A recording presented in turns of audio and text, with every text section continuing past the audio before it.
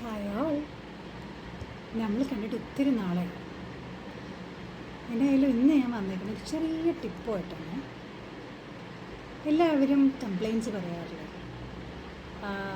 അവരെന്നെ മനസ്സിലാക്കിയില്ല. ഇപ്പോൾ വൈഫ്സ് പറയും ഹസ്ബൻഡ്സ് എന്നെ മനസ്സിലാക്കിയില്ല, ഹസ്ബൻഡ് പറയുമ്പോൾ വൈഫ് എൻ്റെ ബുദ്ധിമുട്ട് അറിഞ്ഞ് മനസ്സിലാക്കുന്നില്ല, മക്കളും ഇത് എന്ന് പറയും. പാരൻസും ഗ്രാൻഡ് പാരൻസും എല്ലാവർക്കും പരാതിയാണ്, മറ്റുള്ളവർ എന്നെ മനസ്സിലാക്കുന്നില്ല.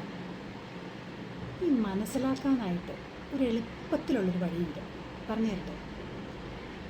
ഇത്രയും ചിന്തിച്ചാൽ മതി. എന്നെപ്പോലെ വികാരങ്ങളും വിചാരങ്ങളും എല്ലാമുള്ള പച്ചയായ ഒരു മനുഷ്യനാണ് എൻ്റെ മുമ്പിൽ നിൽക്കുന്നത് എന്ന് ചിന്തിച്ചാൽ തീരാവുന്ന വിഷയമല്ലേ ഉള്ളൂ.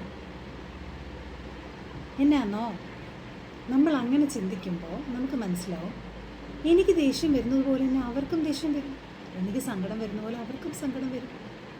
അല്ലാതെ എന്നെ കാണുമ്പോൾ അവർക്ക് എപ്പോഴും ചിരിച്ചുകൊണ്ടിരിക്കാൻ പറ്റത്തില്ല, എപ്പോഴും എന്നെ കെയർ ചെയ്തുകൊണ്ടിരിക്കാൻ പറ്റത്തില്ല. ഈ കെയർ എന്ന് പറഞ്ഞ സാധനം ചിലപ്പോൾ ഞാൻ അവർക്ക് കൊടുക്കണം. അപ്പോൾ ഇനി മുതൽ പരാതി പറയുന്നതിന് മുമ്പ് നിങ്ങൾക്ക് കിട്ടാൻ എന്നാണോ ആഗ്രഹം അതൊന്ന് കൊടുത്തു നോക്കിയേ. എന്നിട്ട് പറ, നിങ്ങളുടെ ആഗ്രഹങ്ങൾ അവർ മനസ്സിലാക്കുന്നുണ്ടോ, നിങ്ങളെ അവർ മനസ്സിലാക്കുന്നുണ്ടോ എന്ന്.